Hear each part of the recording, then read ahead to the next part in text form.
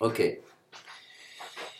Avant de démarrer Winnicott, il y a encore un aspect que je voulais commencer à mettre en évidence, toujours sur Vallon.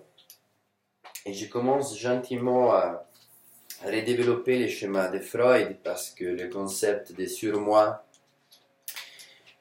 va être important pour comprendre ce que j'aimerais mettre en évidence. Donc, pour Vallon, on a vu donc cette dialectique, l'aspect des neurosciences, l'interaction sociale, l'essence d'un environnement social, vu dans une vision marxiste d'un dispositif social, si on veut, intérêt par les idées de Darwin, mais revues. Donc, lui, il naît juste à quelques ans avant qu'il meure. Donc, les idées de Darwin, en tout cas, vont faire partie de l'époque, entre les deux siècles, le 19e et le 20e siècle. L'intelligence innée et aussi une question très importante, c'est la conception du Vallon que, et c'est une espèce de paradoxe, Vallon, il est conscient que tout observateur, il est porteur d'un regard. L'observateur lui-même, il est imprégné par les normes sociales.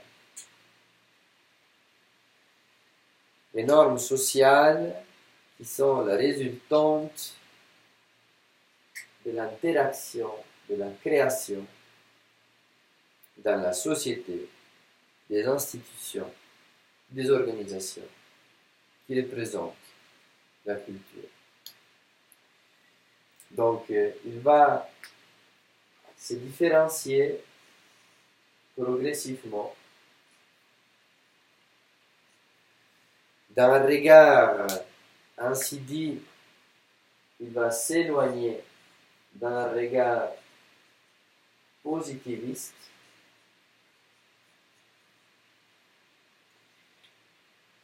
c'est-à-dire que lui, il est conscient, le regard positiviste, c'est ce regard, c'est un regard créé a priori sur la réalité. C'est-à-dire, on met tout de suite, on classifie tout de suite. Lui, il est conscient que l'observateur, il va influencer ce qu'il observe.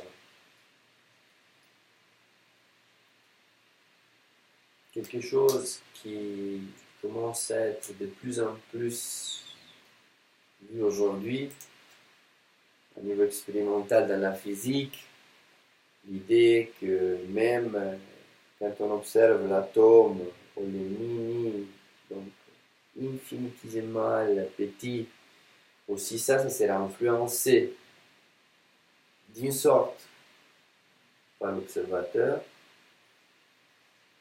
Lui, ses distances de cette approche positiviste de son époque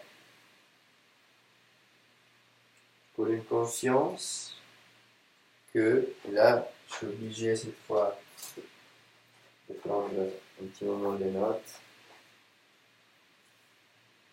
pour une conscience que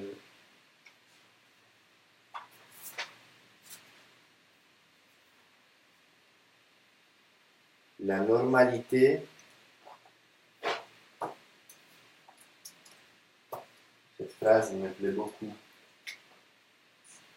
la normalité est en effet normatif.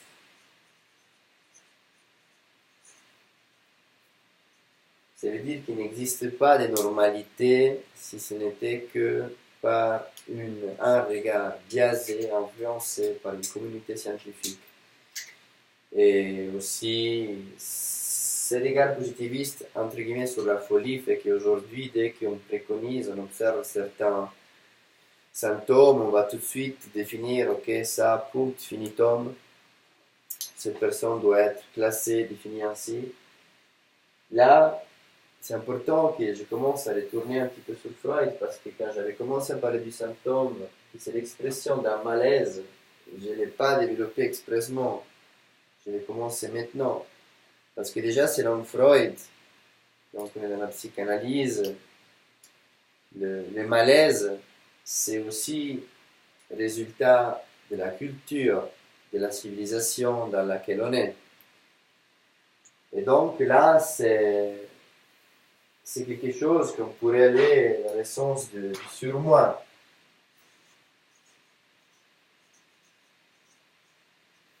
Nous, on sait que le surmoi représente donc tout cet aspect des normes, la loi, la contrainte qui empêche donc l'expression ultime de ce que ce serait ça, cette pulsion de vie, de mort. Et donc il est conscient de ça, et donc il est conscient aussi de son rôle.